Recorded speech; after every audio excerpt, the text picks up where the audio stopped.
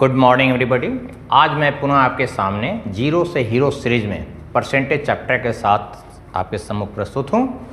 मैंने अपना पिछला वीडियो इसका बेसिक्स के बारे में बनाया था और मैंने बताया था कि मेरा अगला जो वीडियो है वो मॉडरेट से जाएगा और नेक्स्ट जो है हमारा टफ सेक्शन में आएगा। तो आज जो है हम लोग मॉडरेट में आते हैं। मेरी पिछली वीडियो को आप लोगों ने देखा होगा जिसके थ्रू परसेंटेज का बेस आपके पास निश्चित रूप से कुछ बन चुका होगा। अब हम लोग मॉडरेट में इन करते हैं जहां जाके बेसिक्स का यूज़ हम लोग और भी बेहतर तरीके से कर सकते हैं। तो आए चलते हैं। मेरा पहला क्वेश्चन है, कोई निर्माता किसी वस्तु को 25% के लाभ पर थोक विक्रेता को बेचता है। थोक विक्रेता 20% के लाभ लेकर उसे खुदरा रिटेलर को सेल करता है और रिटेलर उसे 48 रुपीज़ में सेल करता है, जो सिंपली कस्टमर को सेल किया गया है और इस पर उसे 28% का प्रॉफिट गेन होता है। आपसे पूछ रहा है मैन्युफैक्चरिंग का कॉस्ट जो है वो कितना है। मैन्युफैक्चरर ने सेल किया होलसेलर को 25% प्रॉफिट के साथ, होलसेलर ने इसे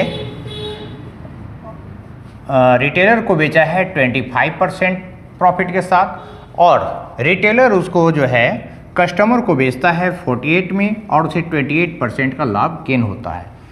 एक कह सकते हैं कि एक चेनिंग चल रहा है इसमें, है ना। तो ये चेनिंग में हम लोग एक फॉर्मूले का यूज़ करते हैं, A = P × 100 प्लस या माइनस x/100, 100 प्लस या माइनस y/100 इंटू सॉम। यहाँ P जो है प्रारंभिक डाटा को इंडिकेट करता है और ये अंतिम को डाटा को रिलेट करता है। x, y, z वगैरह जो 100 के साथ हम ऐड कर रहे हैं या सबट्रैक्ट करेंगे, ये परसेंटेज चेंजिंग है। अब सवाल है कि ये चेंजिंग वृद्धि के रूप में हो सकती है, गेन हो सकता है, एक्स्ट्रा बढ़ सकता है और जस्ट अपोजिट वो चीज़ डाउन भी हो सकता है। जब डाउन हो तो उसे हम निगेटिव लेते हैं और जब बढ़ता है आगे गेन होता है तो उसको हम पॉजिटिव लेते हैं। ठीक है। अब सवाल है, सबसे पहले इस डाटा पर हमें ध्यान देना होगा, ये 48 क्या है, क्या ये प्रारंभिक रकम है या अंतिम रकम है। तो आप देख सकते हैं स्टार्ट हुआ है मैन्युफैक्चरर से और एंड हो रहा है कस्टमर पे और ये कस्टमर का जो है खरीदा हुआ कीमत है, तो निश्चित रूप से ये ए को रिलेट करेगा और पी यानी स्टार्ट जहाँ से हुआ जो कि निर्माता का है, मैन्युफैक्चरर का कॉस्ट है, ये हमें नहीं मालूम है तो ये हमें निकालना है। अब फर्स्ट हमने 25% का लाभ लिया तो 25% लाभ हमेशा 100 प्लस जाएगा, तो 100 + 25 मीन्स 125। नेक्स्ट ने 20% ऐड करके सेल किया है, 100 + 20 120/100 और नेक्स्ट ने उसे 28% प्रॉफिट पे सेल किया है यानी 128/100। ठीक है। ये फॉर्मूला को हम लोग सिंपली एपी फॉर्मूला का नाम दे देते हैं। अब इसी को कैलकुलेट करना रह गया। 25 से कट हो रहा है, 20 से कट हो रहा है और यहाँ चले 4 से कट हो जा रहा है, 4 × 4। ठीक है। 5 से इसको हम कट कर सकते हैं और 4 से इसको कर सकते हैं, ये हो गया। अब लेफ्ट राइट भी हम कट कर सकते हैं इसी रो में। 6 से काटेंगे 8 टाइम्स, 8 से काटेंगे 1 टाइम यानी समाप्त। अब P का जो वैल्यू है ये दोनों 25 रुपीज़। दैट मीन्स कि मैन्युफैक्चरर का जो कॉस्ट पड़ा है वो है 25 रुपीज़ पर केजी। ऐसे किसी भी क्वेश्चन में जिसमें एक से दूसरा और दूसरा जिस रेट पर भी उसे खरीदता है या पाता है उसी रेट पर प्लस माइनस करते हुए नेक्स्ट आदमी को पुनः आगे बढ़ा देता है, तो उस समय हम लोग एपी फॉर्मूले का यूज़ करते हैं। सिंपली अगर हम ये बोलें, यदि हम 2 या 2 से अधिक बार परसेंटेज रूप से चेंजिंग करते हैं तो उस समय हमारा एपी फॉर्मूला यूज़ अवश्य की जा सकती है। नेक्स्ट क्वेश्चन है, किसी पुस्तकालय में 20% पुस्तकें हिंदी की है, शेष का 50% अंग्रेजी का है और अगेन शेष का 30% फ्रेंच का है। उसके बाद जो बच गया यानी हिंदी, अंग्रेजी और फ्रेंच के बाद भी कुछ और भी बुक है जिनका नंबर टोटल है 6300 और ये पुस्तक जो है रीजनल लैंग्वेज का है। अब आपसे पूछ रहा उस लाइब्रेरी में टोटल कितने बुक्स मौजूद हैं। तो एक लाइब्रेरी में जितनी भी बुक्स है उसका 20% हिंदी का है। हिंदी को हटा दीजिए, सबट्रैक्ट कर दीजिए, तो जो बचता है रिमेनिंग जो पार्ट है उसका 50% अंग्रेजी का है और अंग्रेजी को भी उसमें से हटा दीजिए, जो रिमेन है उसका 30% फ्रेंच लैंग्वेज है, और फ्रेंच को भी हटा दीजिए तो बाकी बचे हुए बुक्स जो है वो रीजनल लैंग्वेज में है और इनकी संख्या है 6300। अभी मैंने पिछले क्वेश्चंस के बारे में बात किया था कि अगर रेस्ट का रिमाइंडर का अगर आगे बढ़ता है, रिमेन जो बुक्स है या रिमेन जो हमारे पास डाटा है उसके साथ पुनः आगे बढ़ेगा प्लस होके या माइनस होके, तो उस हालात में एपी फॉर्मूला यूज अवश्य होगा। तो अगर एपी यूज होगा तो हमें देखना पड़ेगा 6300 किस चीज को रिलेट करेगा। तो यहां हम देख सकते हैं 6300 जो है लास्ट का वैल्यू है, यानी ए को रिलेट करेगा। तो ए इक्वल टू प्रारंभ में टोटल बुक्स है जो पुस्तकालय में पूछा गया वो हमें निकालना है, यानी प्रारंभिक डाटा गायब है। अब 20% हिंदी में है तो जो बचेगा यानी उसके बाद जो है हिंदी को छोड़कर वो पुस्तक 20% सब्ट्रैक्ट करके है या 20% ऐड करके, तो टोटल में हिंदी को जब छोड़ देंगे तो बचेगा आगे, यानी कि ये सब्ट्रैक्ट होगा तो 100 माइनस 20 यानी कि 80% बचा। अब रिमेन का 50% अंग्रेजी है, 100 माइनस 50 हटाइए इसमें, ये बचा 50, और फिर आपको 30% हटाना है फ्रेंच का, यानी 100 माइनस 30 70%, और यही डाटा रेस्ट बुक को बता रहा है जो जिसका नंबर है टोटल 6300। अब फिर वही काम, डबल जीरो उड़ा दीजिए, 2 से कट हो रहा है 4 टाइम्स, 7 से कट हो रहा है 9 टाइम्स, 7 9 जा, 4 से कट हो रहा है 4 दूनी 8, 1 10, 4 दूनी 8, 4 5 20। अब P इक्वल टू 225 इंटू ये 100 जाएगा, दैट मीन्स 22500, यानी 22,500 पुस्तक जो है वो लाइब्रेरी की टोटल नंबर ऑफ बुक्स बताई जा रही है आपको। इसी में हिंदी है, इसी में अंग्रेजी है, इसी में फ्रेंच है और इसी में रीजनल भी है। तो टोटल नंबर ऑफ बुक्स जो हमारे पास लाइब्रेरी में पूछा गया उसकी संख्या आ गई 22,500। ये जो क्वेश्चन है एग्ज़ाम में करीब करीब इंटर लेवल का एग्ज़ाम में, रेलवे में और एसएससी में आपको इस क्वेश्चन का सामना करना पड़ता है, और याद से नहीं करीब 15-20 साल से लगातार एग्ज़ाम में चला रहा है। इस तरह के क्वेश्चन में 2 थीम हैं, एक टोटल डाटा को देकर 2 पार्ट में बांटना होता है, 2 चीज़ उसमें होते हैं, मिश्रण होता है, और एक होता है विदाउट डाटा, हमें रेशियोज के साथ बताई जाती है। तो आज हमने क्वेश्चन लिया है जिसपे टोटल आपके पास क्वांटिटी जानकारी हो। क्वेश्चन कहता है 40 लीटर दूध और पानी का मिक्सचर है जिसमें पानी मात्र 10% है, मिश्रण में कितना पानी आप मिला देंगे तो पानी की मात्रा 10% से बढ़कर 20% हो जाएगा। आपके पास प्रारंभिक डाटा को पहले हम करें तो 40 लीटर आपके पास टोटल था जिसमें पानी था 10%, तो 40 का 10% आप कह सकते हैं सीधे 4 लीटर। अगर 40 में 4 लीटर जो है पानी का है तो रेस्ट जो 36 लीटर है वो नेक्स्ट चीज़ है जिसका नाम फिलहाल हमारे क्वेश्चन में दूध है। अब हम मिला क्या रहे हैं तो पानी मिला रहे हैं, पानी ये है, अगर हम मिलाएंगे तो वो उस चीज़ का डाटा बढ़ेगा यानी प्लस होगा, लेकिन कितना बढ़ा रही है आपको जानकारी नहीं दी गई। लेकिन आपको बता रहा है कि अब इस स्थिति में पानी कितना हो जाए तो 20%। तो पानी अगर 20% रह जाएगा तो कोई भी चीज़ कभी भी कंप्लीट मीन्स 100% ही होता है। अगर उसमें 20% पानी है तो रेस्ट कितना बचा 80%। ये 80% है दूध की मात्रा, ऊपर में पानी नीचे में हमने दूध को रखा है, इधर भी ऊपर में पानी नीचे में दूध को रखा है। अब बस इसको सॉल्यूशन देना है आपको, यानी x equal to 9 minus 4 means 5 litre. इसका मतलब ये हुआ कि 5 लीटर अगर हम पानी इसमें मिक्स करते हैं तो जो हमारी चॉइस है वो अवश्य ही मेंटेन हो जाएगी। क्वेश्चन है मेरा, नमक एवं पानी के मिश्रण में नमक की मात्रा है 15%। यदि नमक से 30 किलो पानी को वाष्पित कर दिया जाए तो नमक की मात्रा 20% हो जाती है। क्वेश्चन बिल्कुल वही है जो हमने पहले बात की थी, लेकिन अंतर क्या है, पिछला में हमें पता था कि टोटल क्वांटिटी 40 लीटर्स की है, जिसमें इस चीज़ को यहाँ पर नहीं बताया है। यहाँ बता रहा है नमक है 15%, लेकिन कितना में ये आपको क्वांटिटी नहीं दी गई है। तो यही क्वेश्चन का बेसिक अंतर है दोनों में। अब कोई भी चीज़ मैंने अभी पिछले क्वेश्चन के दौरान आपको बताया था, कोई भी चीज़ कंप्लीट का मतलब होता है 100%। अगर उसमें नमक है 15%, तो रेस्ट जो बचा 85%, ये क्या है? पानी। अब इसको अगर हम थोड़ा कट करके छोटा कर दें तो 3 और 17 है। तो क्वेश्चन में कभी कभी ये डायरेक्ट आपको रेशियोज में देगा, यहाँ पर 15% दे दिया है। ध्यान रखना है, टोटल क्वांटिटी दिए बिना जब देगा तो इसको हम रेशियोज के सेंस में यूज़ करते हैं। इसमें नमक है 3x, तो पानी है 17x। हम क्या चीज़ को मिला रहे हैं या निकाल रहे हैं? तो पानी को कम कर रहे हैं। यहाँ पर 30 kg पानी को हम इवेपोरेट कर रहे हैं, वाष्पित कर रहे हैं। तो निश्चित रूप से पानी को जब हम हटाएंगे, वाष्पित करेंगे, तो पानी ही घटेगा। पानी ये है हमारा 17x में पानी 30 लीटर जब हटा दिए तो हमारी जो क्वांटिटी है उसमें नमक हो गया बढ़ के 20%, और पानी कितना हो गया?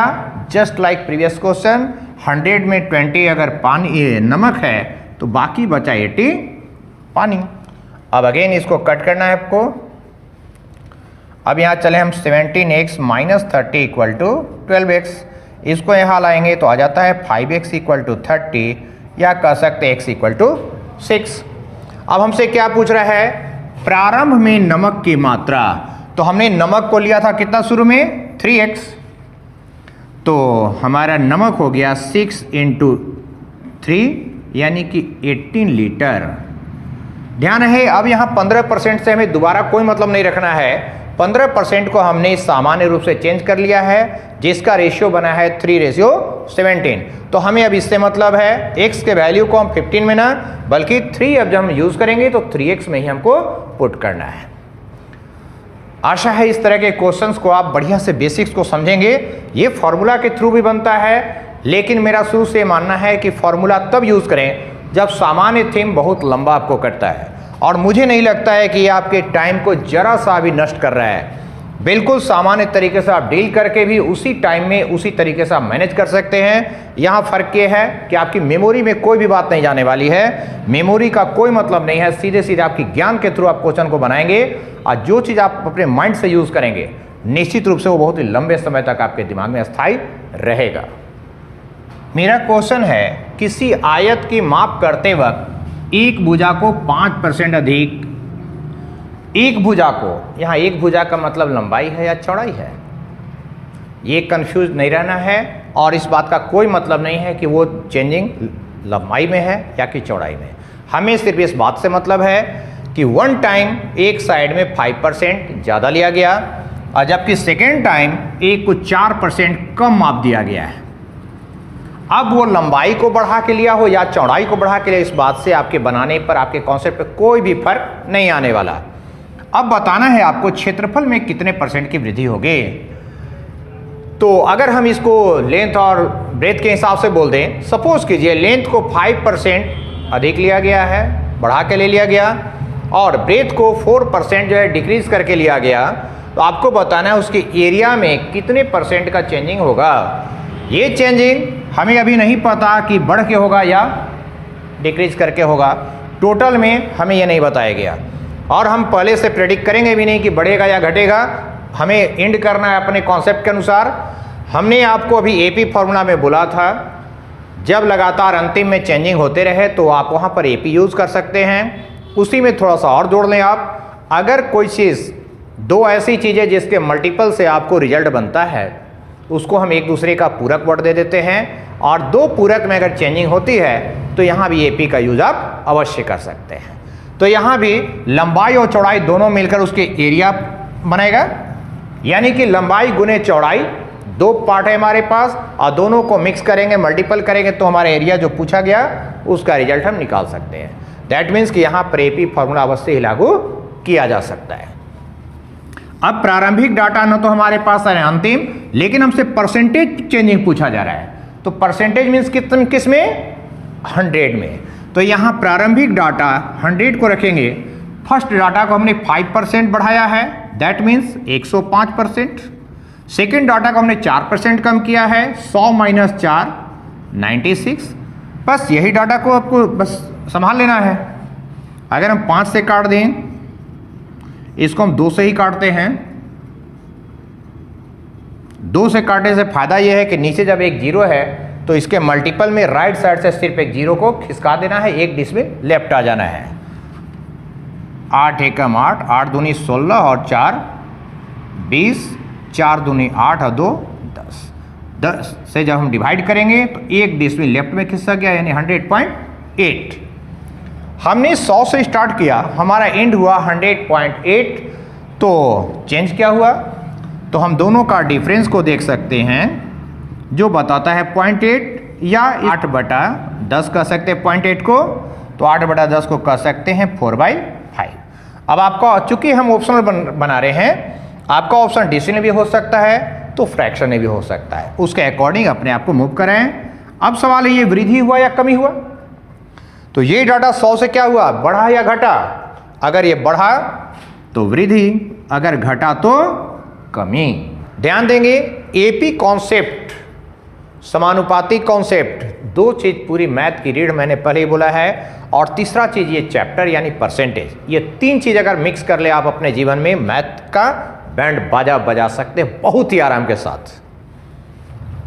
मेरा क्वेश्चन है, किसी परीक्षा में कोई छात्र 30% अंक प्राप्त करता है लेकिन 50 अंक से फेल हो जाता है। एक अन्य छात्र 320 अंक लाता है और वो भी फेल है, लेकिन पहला स्टूडेंट 50 नंबर के लिए फेल है तो दूसरा नंबर 30 नंबर के लिए फेल है। तो अब सवाल है, परीक्षा का पूर्णांक आपको बताना है।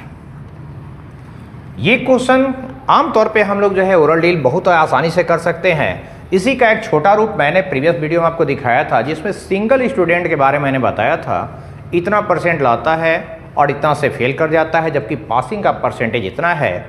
आप एक बार उस वीडियो को देख लेंगे, उस क्वेश्चन को देख लेंगे, और इस चीज़ को फिर हम आगे बढ़ाते हैं, उसी का उससे थोड़ा मॉडरेट फॉर्म है, थोड़ा एडवांस फॉर्म है।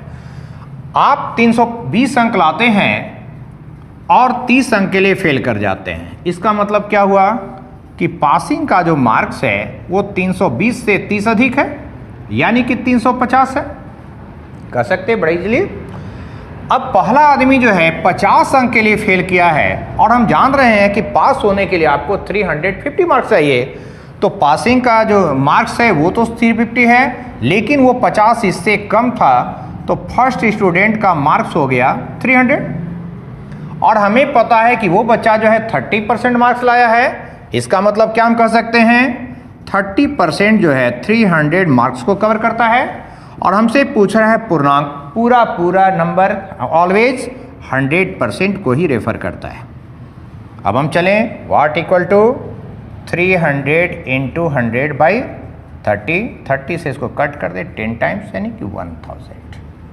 इसका मतलब ये हुआ कि इस एग्जाम का टोटल मार्क्स जो है वो 1000 नंबर का था। अगेन इस क्वेश्चन में एग्जाम बेस्ड हमने लिया है। इसमें भी दो स्टूडेंट हैं, एक 25% लाता है, 30 अंक से फेल होता है, दूसरा स्टूडेंट 50% लाता है, जो पासिंग से 20 अधिक हो जा रहा है। इसको हम डायरेक्ट समानुपात थॉट से चलते हैं। एक लाता है 25% और एक लाता है 50%, दोनों के मार्क्स का डिफरेंस क्या हो गया, तो 50 - 25% कह सकते हैं। परसेंटेज के लिहाज से यही डिफरेंस है दोनों का। अब मार्क्स के लिहाज से अगर हम चले डिफरेंस पे, एक आदमी 30 मार्क्स पीछे है और दूसरा स्टूडेंट 20 मार्क्स आगे हो चुका है, यानी एक नंबर माइनस में जा रहा है, एक नंबर प्लस में जा रहा है, तो प्लस माइनस का डिफरेंस दोनों के सम के थ्रू निकाला जा सकता है। इसका मतलब क्या हो गया, 25% का रिजल्ट जो है वो 50 मार्क्स को कवर करता है।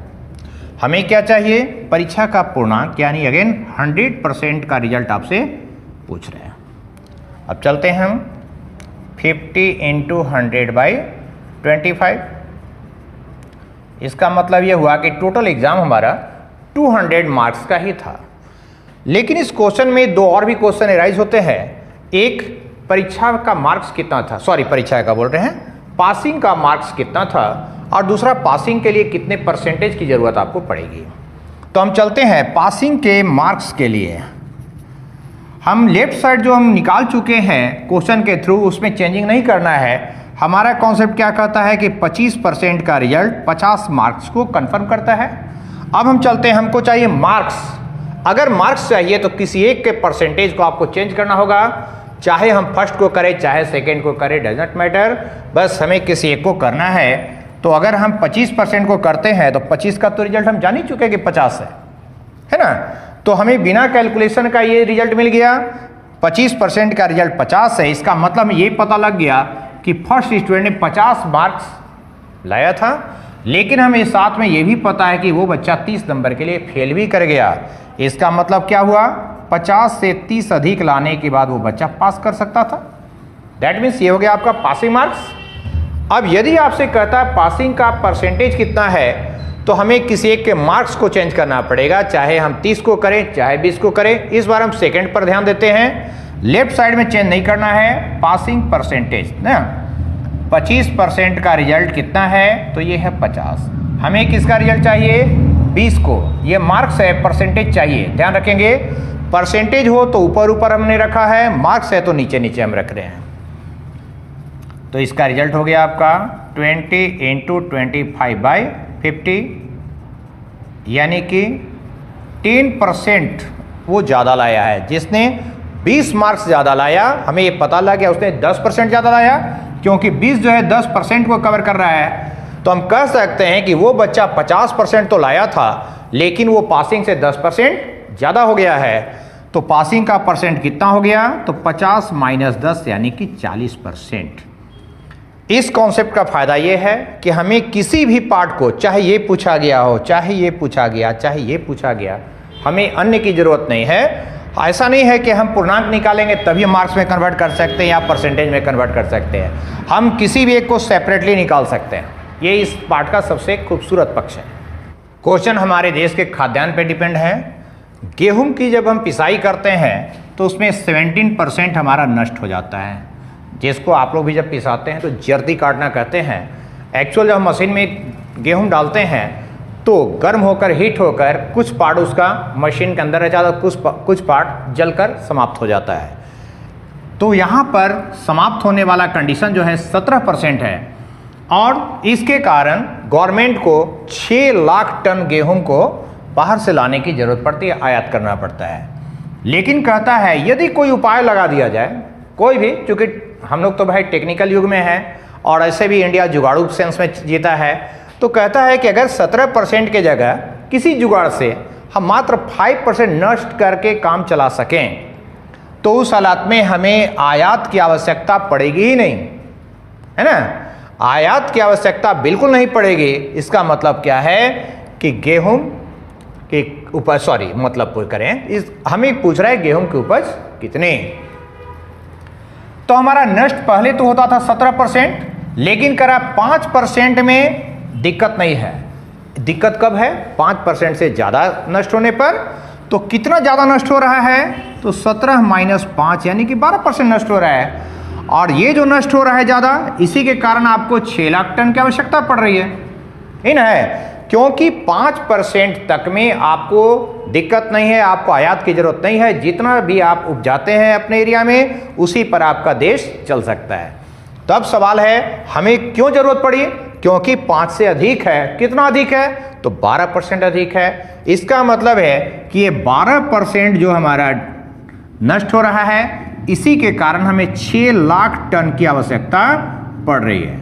अब हमसे पूछ रहा है गेहूं की उपज, दैट मीन्स टोटल का मतलब 100%। अब इसका डाटा निकाल लीजिए, 6 × 100/12, 6 दूनी 2 से काट दिए 50, यानी कि 50 लाख टन हमारे पास गेहूं की उपज होती है। फिर से देखिए, 17% नष्ट कर देते हैं, लेकिन यदि 5% हो तो टेंशन नहीं लेना है हमको। तो टेंशन कब लेना है, यदि हम 5% से अधिक नष्ट करते हैं। कितना अधिक नष्ट करते हैं, तो 12% नष्ट करते हैं। इसी 12% की वजह से हमें 6 लाख टन की आवश्यकता पड़ने वाली है। इसका मतलब 12% जो है 6 लाख टन को कवर करता है। तो किसका 12%, टोटल का। टोटल मतलब 100% ऑलवेज।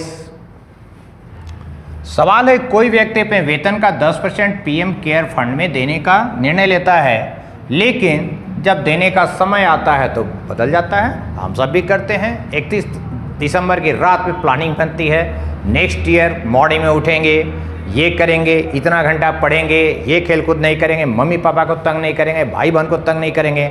लेकिन सुबह होती है और फिर वहीं के वहीं हम लोग पहुंच जाते हैं।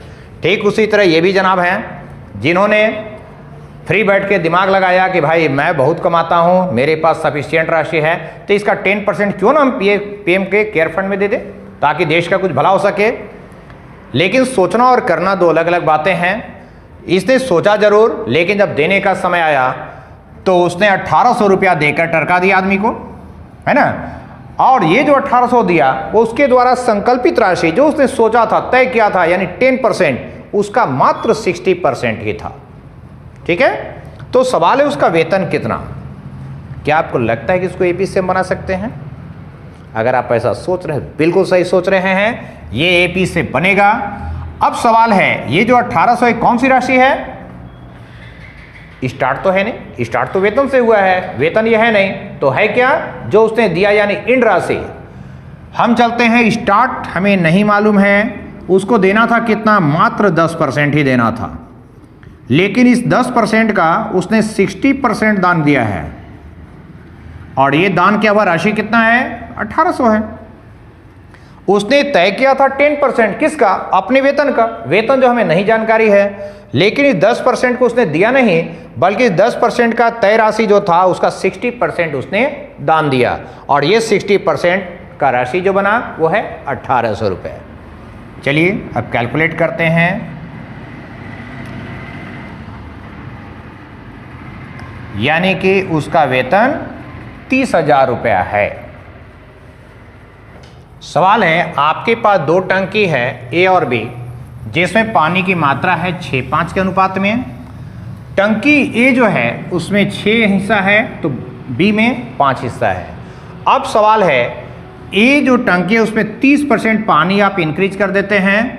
अब बी भी चॉइस करता है कि भाई हम भी अपनी टंकी का पानी बढ़ा दें और दोनों टंकी को समान रूप में ले आएं। तो चलिए कितना बढ़ाना पड़ेगा? पहला में 6 है, दूसरा में 5 है। पहला में 30% बढ़ा दिया, परसेंटेज जब भी होगा तो 100 में जाना है। 30% बढ़ा दिया तो 100 + 30 130% हो गया। सेकंड का नहीं मालूम, मान लिया उसने 100 + x कर दिया। 100 तो खुद का था, x% उसने इंक्रीज किया तो उसका डाटा हो गया 100 + x। अब बस इसी को सोल्यूशन दे देना है। 5 दूनी 10, 5 छक 30, 6 छक 36, 3 6 दूनी 12, 3 15। 100 + x = 156, यानी x = 56%। यानी 56% अगर आप इसमें इंक्रीज करते हैं तो दोनों ही टंकी का पानी समान स्थिति में आ जाएगा। जो अक्सर हम लोग की चॉइस होती है कि जो तेरे पास वो मेरे पास भी होना चाहिए। बेचारा टंकी ने सोचा तो क्या गलत सोचा, टंकी भी तो हम ही लोग के घर का है। तो आप देख सकते हैं क्वेश्चन जो है देखने में थोड़ा सा बड़ा लगता है, डरावना लगता है, लेकिन जब आप उसकी तह तक जाते हैं, तह तक जाने का सेंस, क्वेश्चन के थीम को पकड़िए, आप पाइएगा कि जितने भी क्वेश्चंस आपको दिखाई दे रहे हैं वो मात्र कुछ ही थीम पर टोटल क्वेश्चन आपको डिपेंड करते हैं।